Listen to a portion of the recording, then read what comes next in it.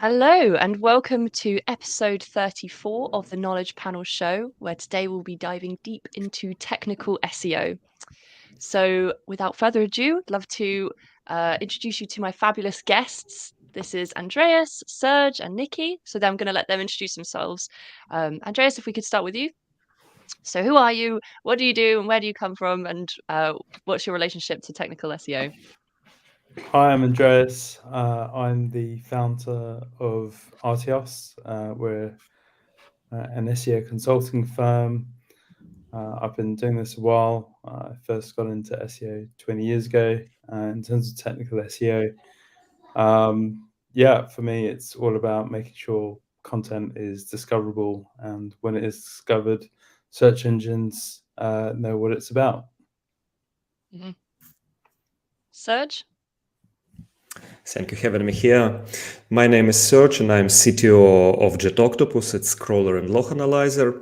I'm not an SEO guy for 100%. I'm a developer in my soul, but all my experience from 2010, 11, like that, I was always near technical SEO, working on big websites, different type of aggregators, and last 5 years I'm with JetOctopus and building and developing the technical SEO tool. Thank you. Brilliant. And Nikki? Yeah, I'm Nikki Halliwell. I'm a freelance tech SEO consultant, and I also work with Journey Further as a technical SEO specialist. Based in Manchester, in the UK. And so, in terms of my relationship to tech SEO, it's very similar to Andreas's answer in regards to making sure that content's discoverable. For me, it's also following on for that, making sure that websites are easy to find, that they load quickly and also work efficiently as well. Brilliant. So broad range of backgrounds here. So I think it's going to make for a really interesting podcast. I'm going to get straight in there with probably the most basic question that can go as deep as we like, really, which is what is technical SEO? So is there one definition for tech SEO? Imagine we have some listeners that don't know what it is at all. And we're also catering for those who have heard about it every day of their lives for the last 10 years. So if we could start with Andreas, that'd be great. Yeah, I probably answered it in my intro, but let's go again. Look, when you think about technical SEO, it's really about, you have the sort of user experience, but technical SEO to me is the search engine experience of your website. It's what is that experience, and what makes up that experience for the search engine is, can it find the content, and can it and when it does find the content, does it mean anything to them? And the tech SEO's job, in my opinion, is that it ticks those boxes. It makes sure the content is findable and it is it's meaningful. There's other things I could add to that, but I'll leave some creative room for the others, to my collaborators, to fill the gaps. Absolutely. Yeah, the way that I like to explain tech SEO, especially to those that don't know what it is explaining it in the terms of a mechanic. So we're the mechanic that keeps the engine running smoothly and keeps it, nice and oiled, and other technical mechanic terms that I'm not versed in, but that's the concept that I tend to go with, is we're the mechanic that keeps the car running. And then I guess the content side would be like, I don't know, like the bodywork of the car. But yeah, we keep things running smoothly. For me, like technical SEO, I can talk also about, it's very near with user experience. It's not only search engine should discover new pages, all your pages on your website, for example, when you have millions of pages, etc. And it comes very near with user, and thanks to Google last year, it came closer and closer. So if bot should discover page, user also. So we do have some misconception, that user always came from search engine, for example, to product page or to product listing page. But no, not in all cases. User also can came from go to your index page and like reach anything what he want, what she want, like on the website, like some product, some category, etc. And here technical SEO and user experience came very, very closely. So it's all about navigating on your website, building internal linking structure, etc., for humans, not only gray text in the footer for robots. As it used to be.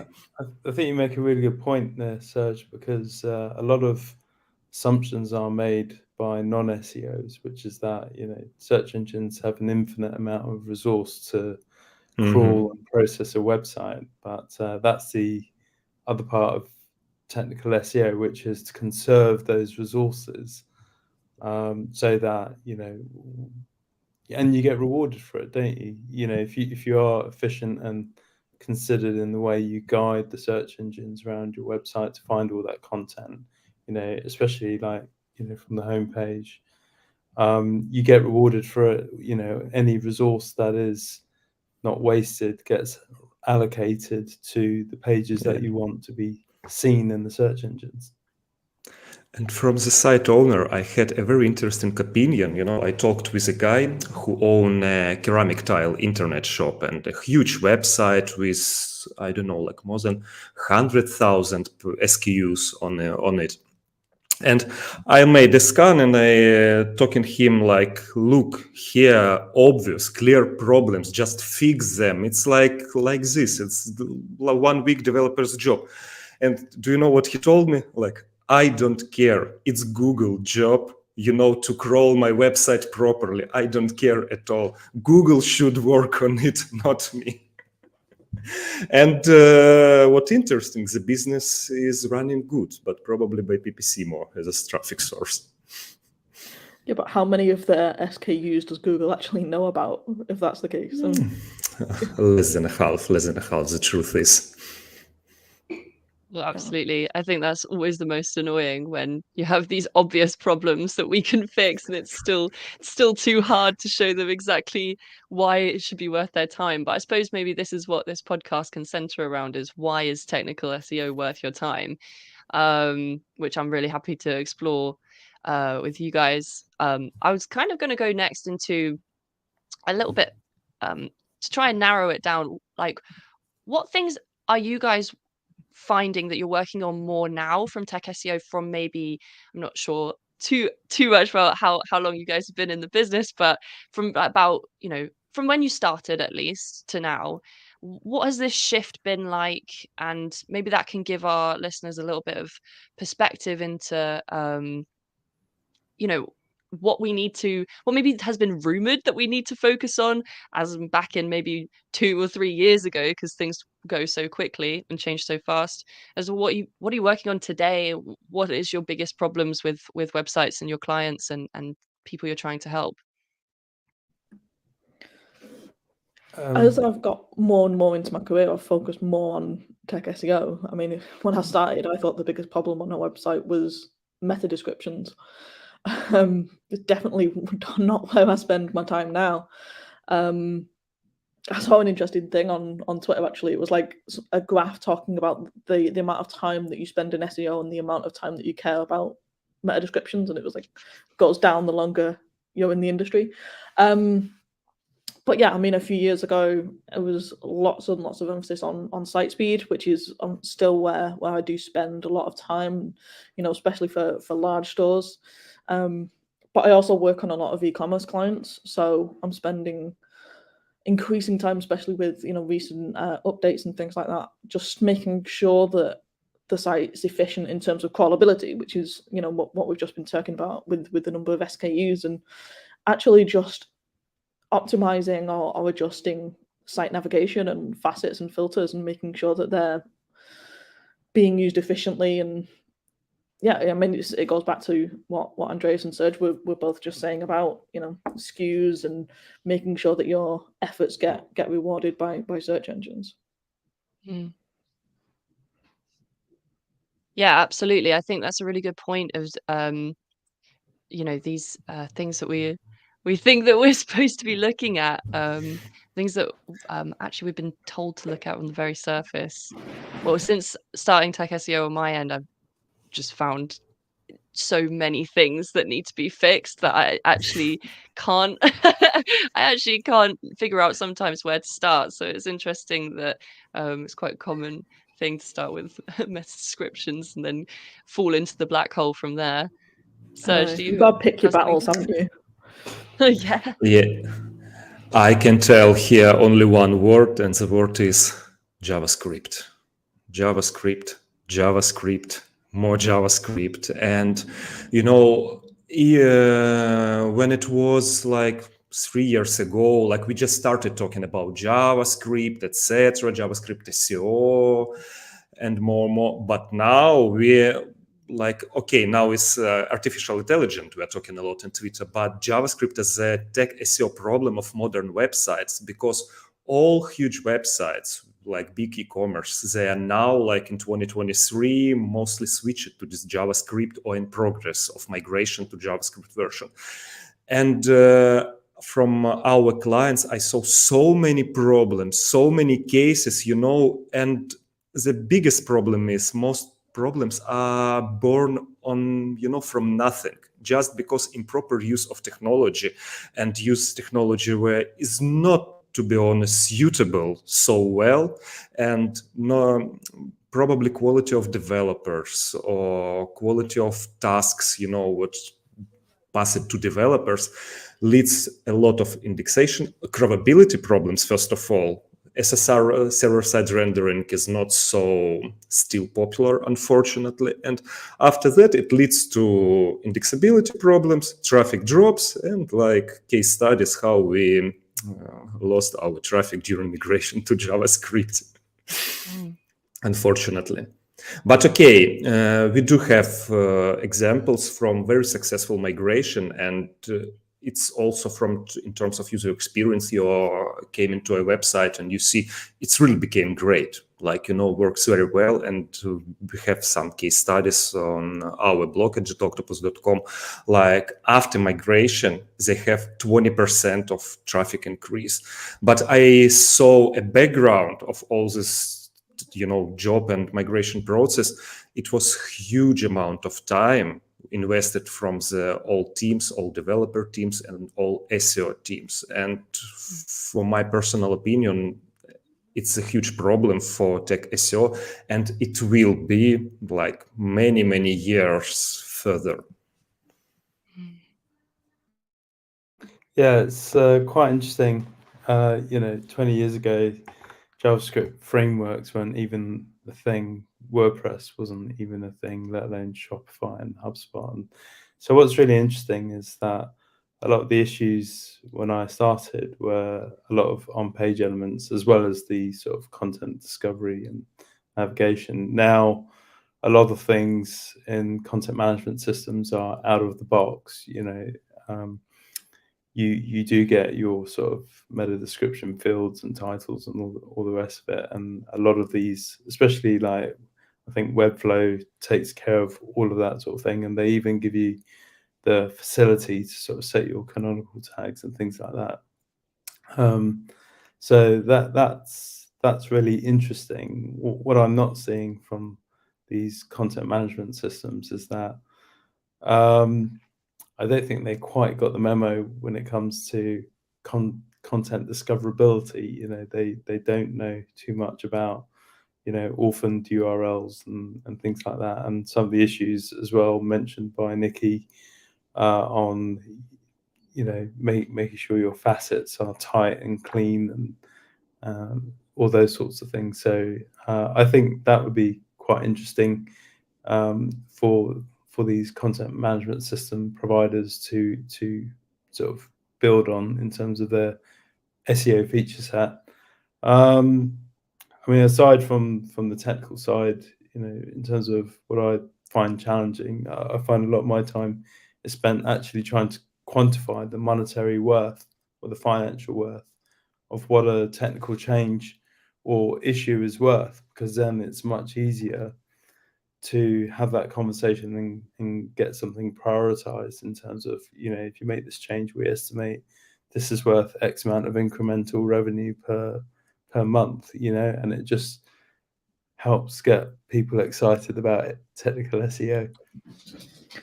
Yeah, definitely. It's definitely something that I'm having to do a lot more as well, is exactly, quantify the impact. I found that, not everything has a monetary value assigned to it though, and you can't always do that.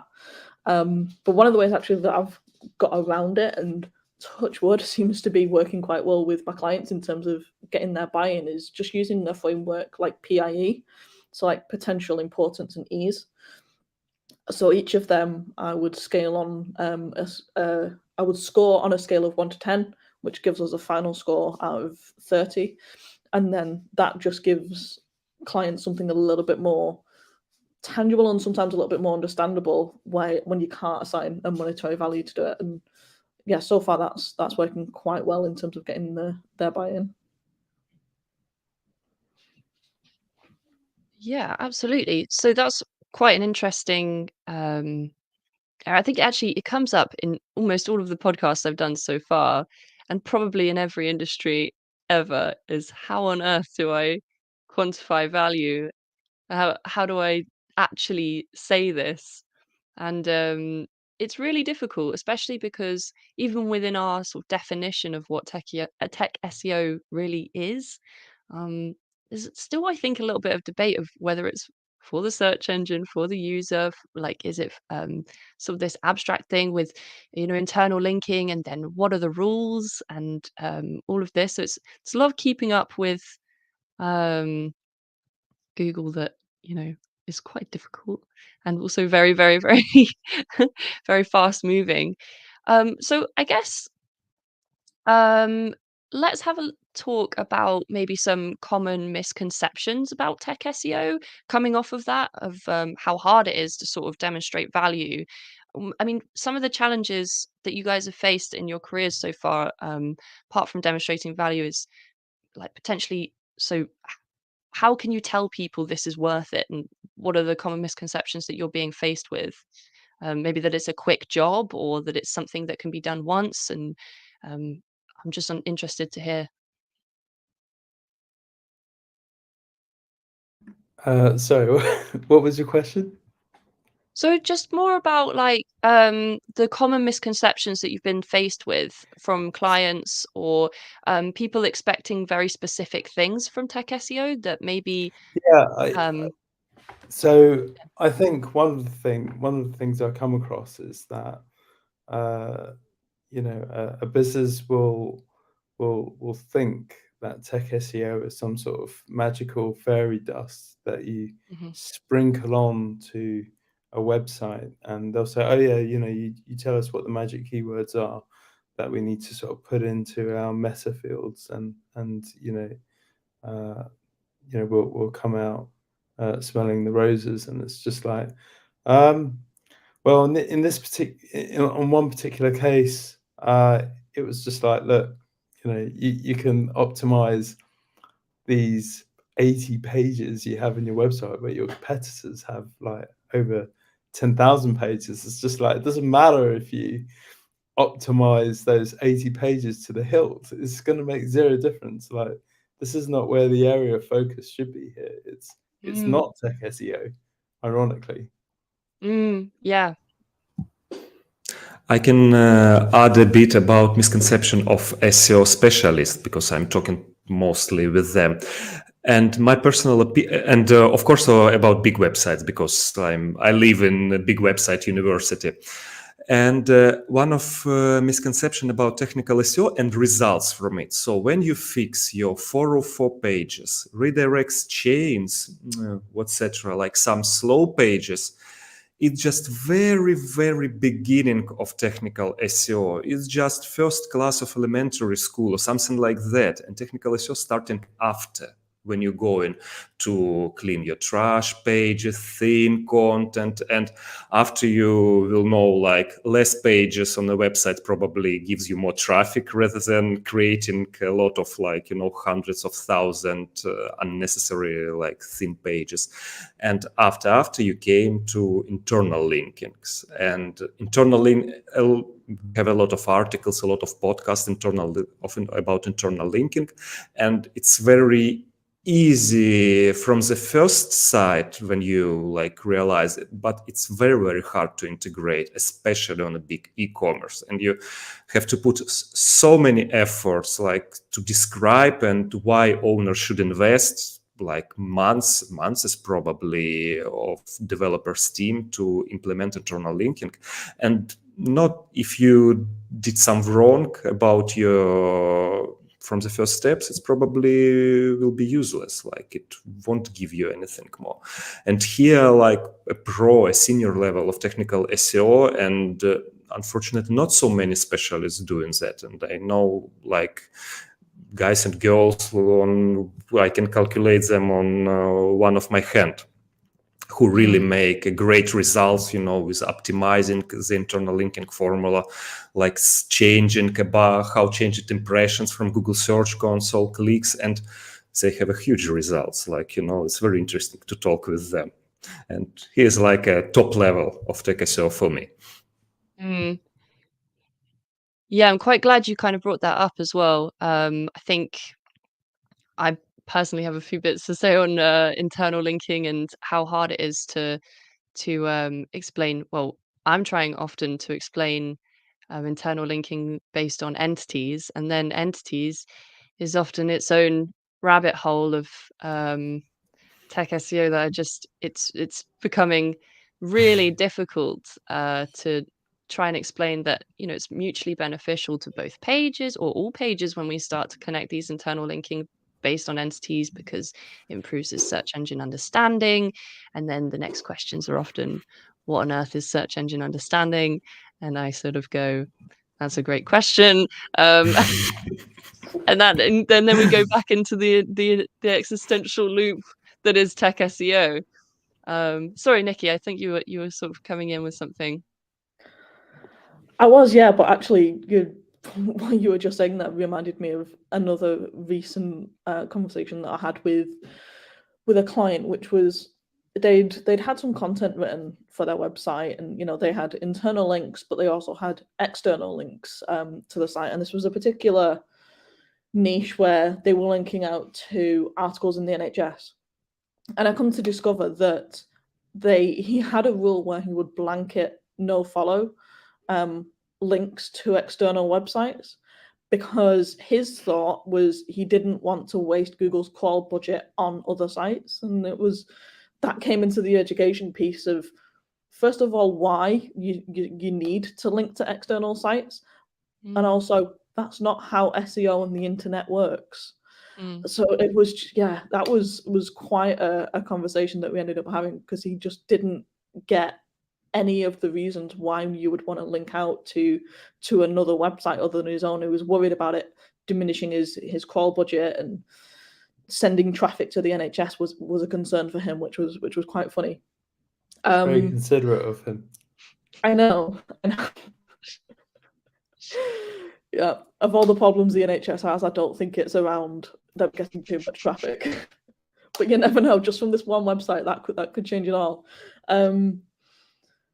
Yeah, what I was going to say originally was to answer your question around misconception of tech SEO.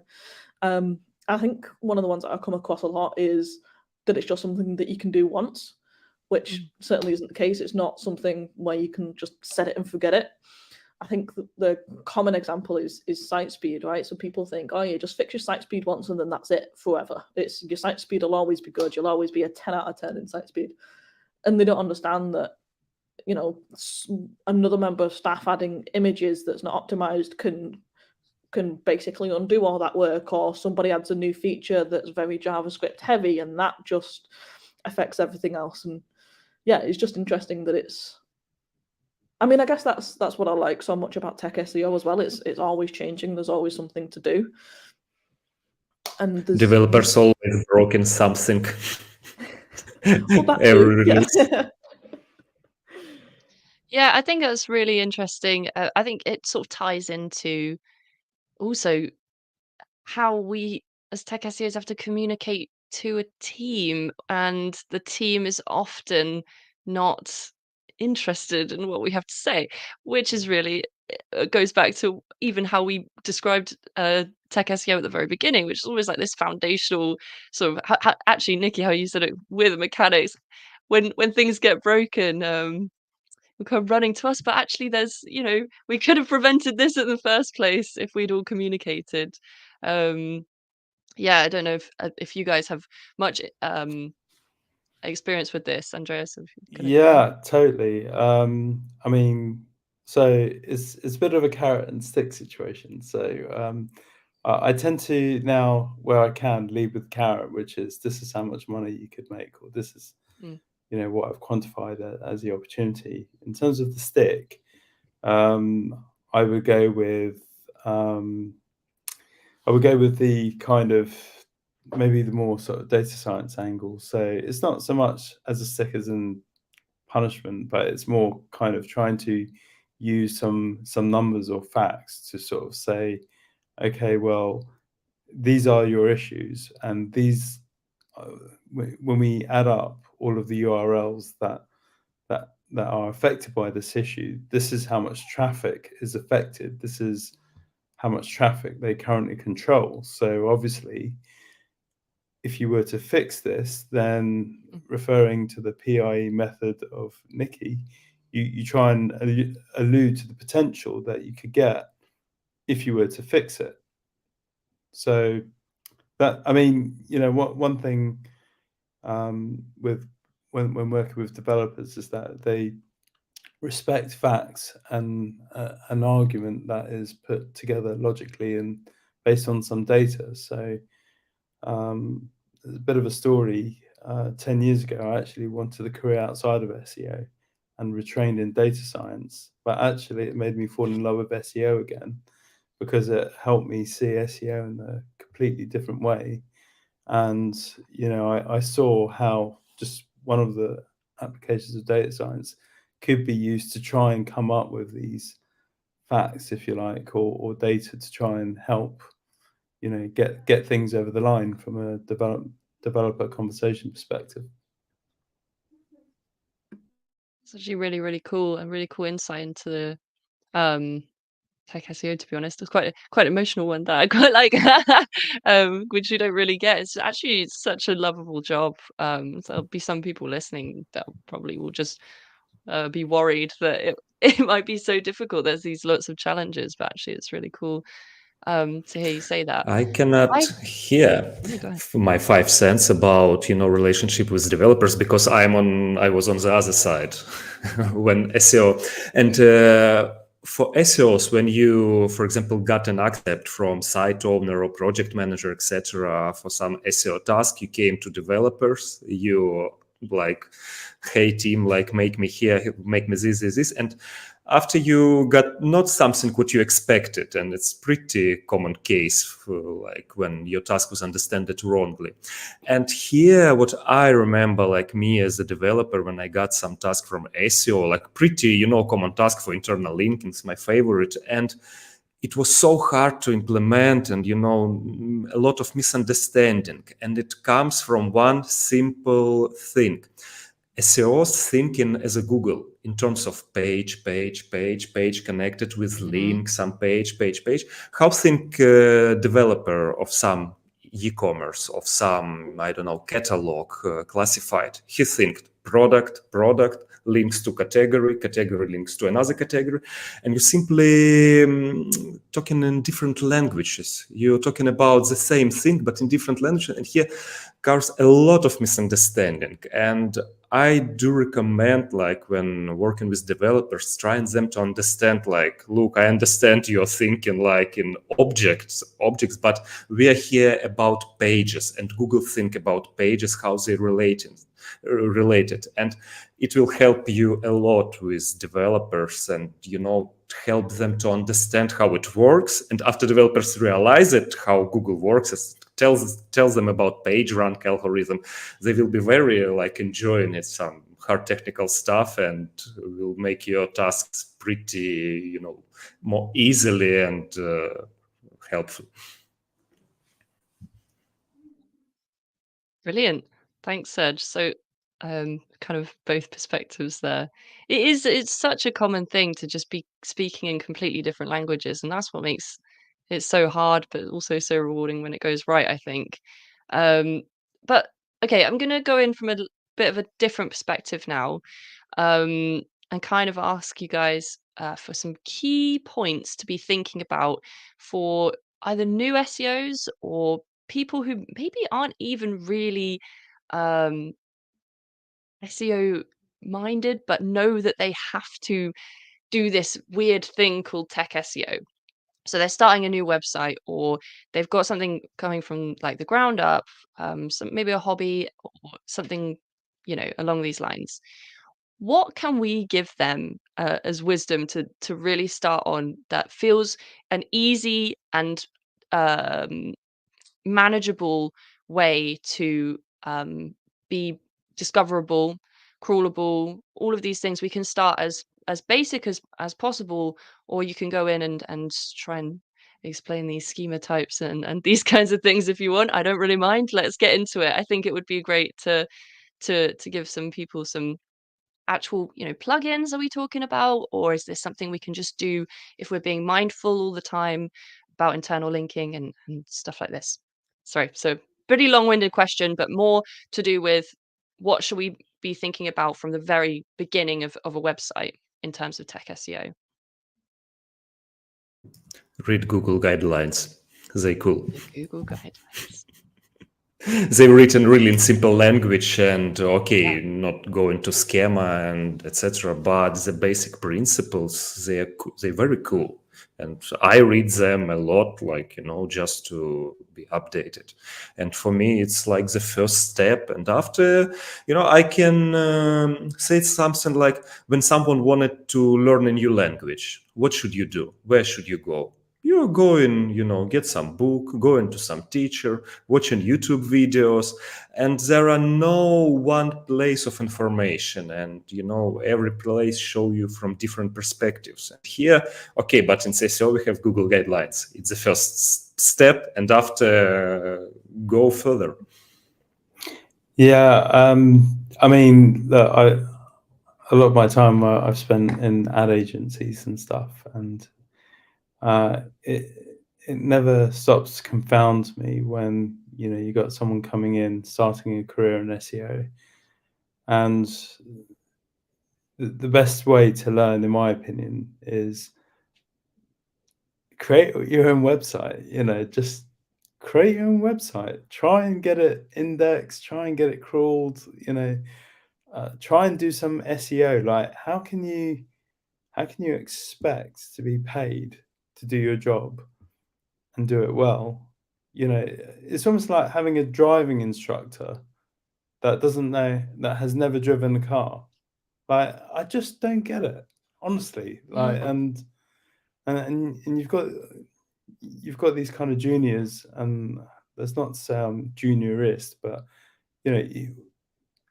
I just don't get it. They really need to, if you're really serious and passionate about a career in SEO, you've really, really, really got to create your own website. And especially now, today, it's so much easier. You don't have to be developer skill level to create your own WordPress.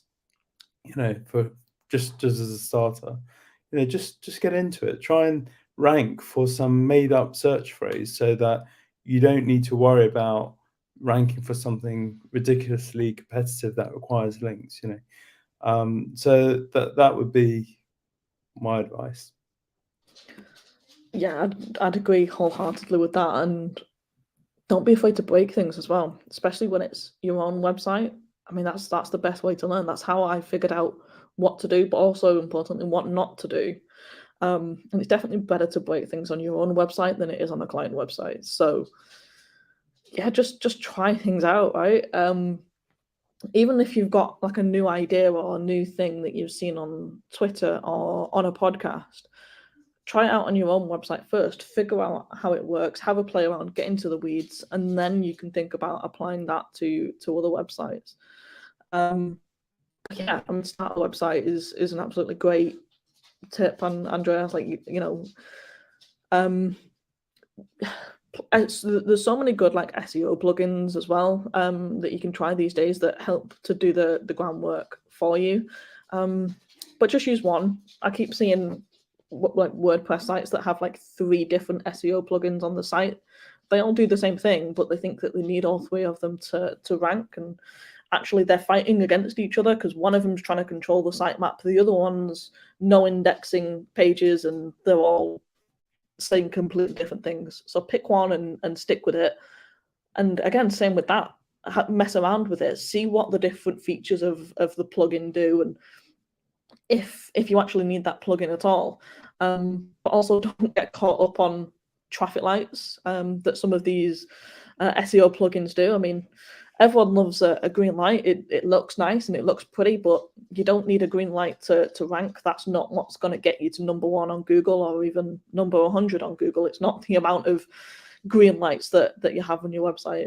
It's a signal. That's it. It's a signal, and you need a lot more than a couple of green lights to do that. But yeah, play, break things, try again. Probably also some mentors, you know, like go to agency as a junior or as a trainee and work with cool team. And okay, you can do a lot of things learning by yourself, but with another experienced team, your progress will be much, much faster. Yeah, and Yeah, ask 100%. people, right? You know, ask other people, message people on Twitter, like, I've got this problem, what do you recommend? You can ask them via a DM or just straight out ask them on Twitter or LinkedIn or anything else. And for any women listeners, I mean, there's the Women in Tech SEO platform. I've been part of that a few times myself, and working with other women to mentor them. They have several cohorts throughout the year, and that's completely free. Yeah, I think that's really good. I was about to say that, you know, when I started, there were no SEO courses or anything like that. And apart from testing stuff that I was reading on Webmaster World and breaking things, the other thing I was doing was that I was actually hitting up, you know, the sort of better known SEO experts and asking, you know, whether they could work with me to train me, you know, paid or unpaid. But again, as Serge says, you know, find mentors. I think it's so funny as well because SEO is such a huge part of our lives and everything, but every time I talk to anyone about it, I still have to explain it in terms of it's getting Google to the top of the search engine, and that's often because, you know, there's not really, okay, we can do a digital marketing degree or something at university, but this sort of, you know, I feel like tech SEO, there's like sort of stigma around it to be like, whoa, so you must have gone and done computer science or you must have done this. And actually, what we've all been doing is just breaking things for a really long time and learning as we go. And it's still true. Like, we still have to keep doing it, which is really cool. And I just want to do a quick shout out to Dixon, who has messaged and said that since watching this podcast, which we're taking full credit for, he has got his performance score up to 90. So it is quite nice to look at how just fixing something, going to the mechanic, making sure that you've got your bases covered with the tech SEO work, no matter how annoying it is. And sometimes it is just a tiny button that you need to press or unpress. It's definitely worth it. But yeah, so we're sort of coming to the end, really. I would love to. This is a bit cheeky of me because it's such a huge thing to get into right at the end of a podcast. But seeing as we're all so obsessed with it, have you guys been using AI to improve your tech SEO? And how have you been? And if you haven't been, why not? Why should we? What should we be doing here? Yes, I use So I with the support of my team and of engineers, I've been using AI for trying to map URLs that clients didn't want to carry over for a migration to existing URLs. So it started off as a decision tree, and now I'm moving further towards neural network models, or a true AI, which uses hundreds of thousands of data points to otherwise a neural network won't work. It needs a lot of data, but that's still in development. So that's just one of the aspects. I use a lot of data science in any case, like when it comes to looking at the distribution of internal links of pages within the website. For example, does a page within site depth 3 have does it how many links does that have compared to the sort of the median or the lower interquartile range, or the 25th percentile, for example? So it's a good, data science is a really efficient way of seeing, for example, what pages might be underlinked for their given site level, for example. So there's so many opportunities on that front. So yes. I totally agree with Andreas. It's fully practical approach for some specific task when AI works very well. But now what came, all Twitter, with all this ChatGPT stuff, etc. It's magic button. You just click on it and everything will be fine. Me personally, I'm not believing on it, and not in our lives, not in our ages at all. So for some tasks, very specific, it works very well and helps, and a lot of teams use it already, for generating text, for analyzing. We, for example, using random forest for almost the same as Andreas said, for analyzing the influence of factor when you have on every URL hundreds of columns, and describe me what factors gives more influence compared to another. It's nice, but talk to ChatGPT, make me a great tech SEO. I want to be top 1 in Google. Oh no, it just, probably some journalist articles they can read on it, but not in practical approach in our lives. Yeah, I like that. Make me a number 1 tech SEO. I might try that after this podcast. Me too. Opening ChatGPT. Yeah, for me, I've just been using it to help with some tasks, coming up with regex expressions for filtering and things like Search Console, or just writing little bits of CSS and things like that. It's definitely helpful. I mean, it comes back to the old saying, I don't know where it comes from, but it's work smarter, not harder, isn't it? And that's what AI can help us to do if it's used correctly. I think there's a really good point, actually, you both made, using ChatGPT. I was actually doing some research to write an article on tech SEO for Shopify, and when I looked at the answers, it was out of date and incorrect on how to optimize Shopify, for tech SEO. I was just like, this is wrong. This is so incorrect and out of date. And do you remember 10, 15 years ago, we used now we are typing in Google any query and we got a good search results, in most cases. But 10, 15 years ago, we should use minuses, quotas, etc. To be more precise. And it was a skill, to ask Google in specific way to get a proper answer. And for now, it will be another skill, ask some machine learning, ask ChatGPT in a proper way to give have a proper answer on it. And we should improve the skill and develop it for sure in our nearest future. Absolutely. Well, thank you guys for coming on. I've taken away quite a lot of wisdom from this chat, really, and actually quite nicely, quite a lot of hope about it all, which is really nice. I'm just going to quickly bring David in to explain next time's podcast. Sure. Okay, so that was episode 34. Next month, actually, episode 35. Analytics for content websites is the subject that we're focusing on there. The day will be Monday, the 15th of May at 4 p.m. UK time. We've got 4 guests already booked for that. Brie Anderson, Marco Giordano, Sarah Tarher, and Abdul Rahman Hennedy.